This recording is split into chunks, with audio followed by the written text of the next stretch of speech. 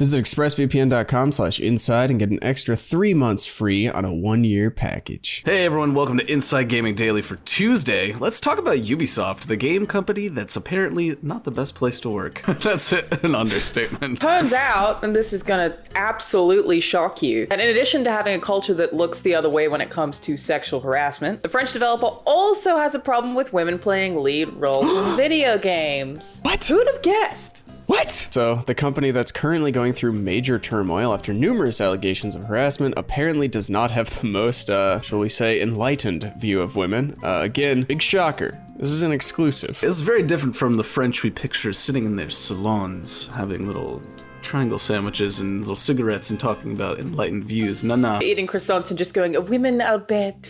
No. Cooties. She doesn't even I go here. don't like women. Yeah, so anyways, this comes from Jason Schreier, friend of the show, who recently published a big story for Bloomberg about how Ubisoft has mishandled sexual misconduct claims. And it's been kind of a cataclysm for the developer. Lots of high-up executives have been let go for their roles in the scandal. It's a whole thing. As part of that Bloomberg story, Schreier reported a disheartening detail. Apparently, the teams behind Assassin's Creed games have been wanting to cast women in lead roles, but have been turned down by management. Well, to be fair, you know, they did cast the woman in Assassin's Creed Rogue and then put it out for, like, no support whatsoever, and then it didn't sell. So, I mean, empirical data. I mean, there is a woman in Unity. You can play Cassandra. There's a new Viking lady who I'm, like, pretty attracted to. Don't need to get into that, though. Okay, So they exist. Are you sure you don't want to get into that? I kind of want to get into it. Do you guys want to talk about her?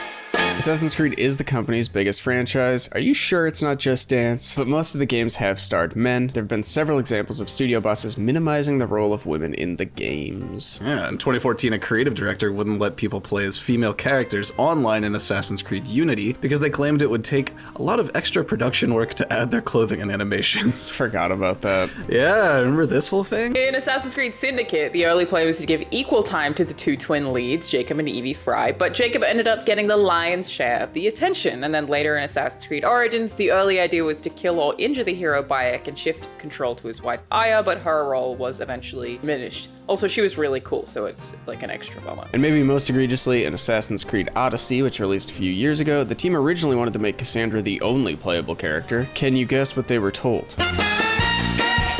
It was a no. It was a no. Yeah. Yeah. Schreier, friend of the show, tweeted that Ubisoft's marketing team and creative director wouldn't allow it. They were told that women don't sell. Like, just, that's the quote. Women don't sell. At sales. Yeah, universally, we suck at it. You might remember that they eventually settled on giving the player the choice to play as either Cassandra or her brother Alexios, which was an interesting one because it felt like Cassandra was the coolest, but the game's director later said that about 2/3 of players chose Alexios versus 1/3 doing Cassandra. Kassandra is a much better character than Alexios. Just like, even though they have the exact same script and everything for the most part, it's like she is immediately a more compelling character. But does that necessarily mean that all of those players who chose the male lead would not have bought the game if a dude wasn't the option? Ubisoft apparently decided yes. Well, meanwhile, there are plenty of successful games out there that starred women. Horizon Zero Dawn sold over 10 million copies and became one of the biggest new IPs of the current generation. And it starred a yucky girl. Yucky Girl still sold well. Sony has showed off its sequel Forbidden West now too, and as one of its prized exclusives for the upcoming PS5, you know, spoilers, it's still starring a woman.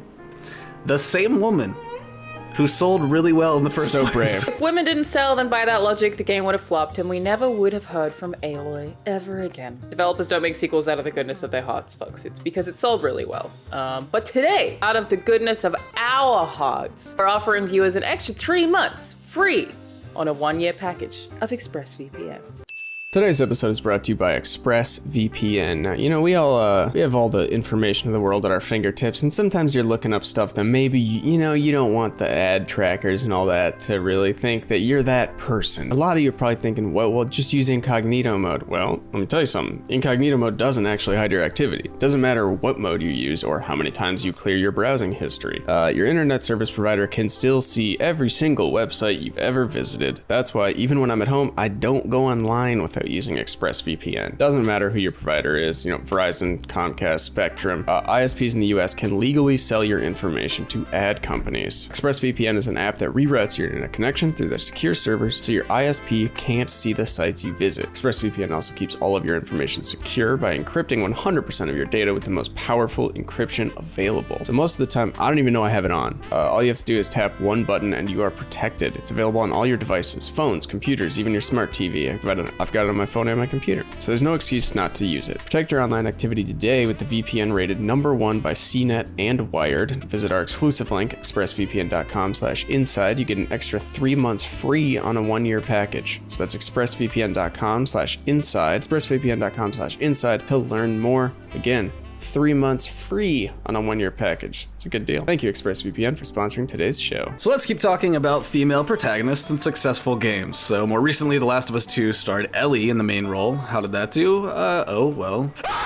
It was the biggest game launch of 2020 and Sony's biggest launch ever in the US. And yes, there was somewhat of a backlash to the game. Some of that probably had to do with gender. But it also really didn't seem to affect sales at the end of the day. That bottom line was there. There are also just plenty of other examples that you can think of that disprove the theory. Automata didn't sell. Really good game, by the way. Tomb Raider, Hellblade, Metroid. Wait, Metroid stars a girl? I didn't want you to find out this way. No! But that doesn't mean that the theory isn't widely accepted in the gaming world. There's still the stereotype that gamers are all teenage boys who don't accept anything other than a muscle-bound dude shooting at anything that moves. It's very cool. I also always play a man in a video game, so I'm contributing to that data. So the industry has made some strides in recent years, but this story proves that there's still a pretty long way to go. And honestly, the stereotype that women don't move units persists in a lot of other forms of entertainment too. From movies to toys, there's been a perception that women protagonists just don't sell. So this goes way far beyond gaming. But back to Ubisoft, we also learned some more troubling details about Haskowet. While he had some problematic views about women in games, he apparently had lots of other issues too. Yeah, Haskowet was one of the most powerful people at Ubisoft. He was the chief creative officer and reportedly had the power to greenlight or just kill any game. Yeah, well, and we're using the past tense to describe him because he's no longer at Ubisoft. He resigned recently after allegations of misconduct and inappropriate behavior. Bloomberg reported that he'd hold business meetings in strip clubs for one. The French newspaper Libération, they reported that he allegedly made sexually explicit comments to staff. Oh, and he gave colleagues cakes containing marijuana without them knowing.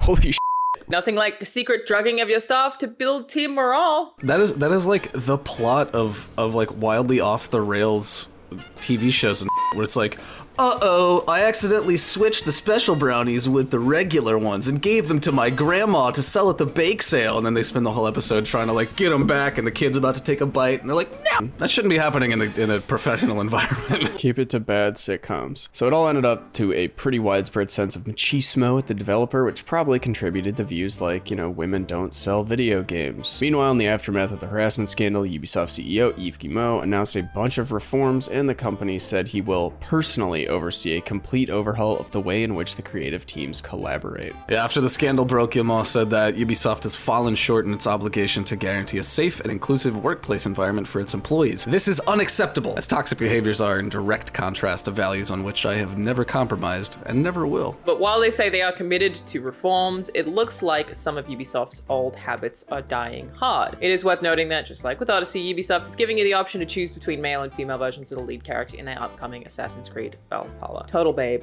And personally, I like the choice. I prefer to have a choice than just have one as long as they're both well written. So originally, only the male character was featured in videos showing off Valhalla's cinematics and gameplay, and as Eurogamer pointed out, the female option was only first seen as a collector's edition action figure. They asked Ubisoft why the female version seemed to be de-emphasized, and Ubisoft said that the game's marketing would showcase both at different points. And then she was shown off at Ubisoft Forward. I mean, honestly, what's the point if you're not gonna put the male in giant armor that makes sense for the combat he's in, but then put the woman in just like an armored bra? I would like to see armor. Going forward, 100%. give me armor. could not agree more. Nice little outline, you know? I Yep. want to see it all. Yep, just a metal sleeve. Yes, everyone meet the new Ubisoft. Apparently pretty much the same as the old Ubisoft. No, you should- Zach, you because the should- old Ubisoft was making UbiArt. No, and Splinter Cell, and they won't do it anymore because stealth games they think don't sell either. God, could you imagine trying to sell a stealth woman game? You can't, how could you possibly stealth with boob? I can barely walk through a doorway. Now that's a good point. No. I just googled Assassin's Creed Valhalla girl. Assassin's I'd take a meeting with her at a strip club. Jesus. She's hot. She's got a tattooed head.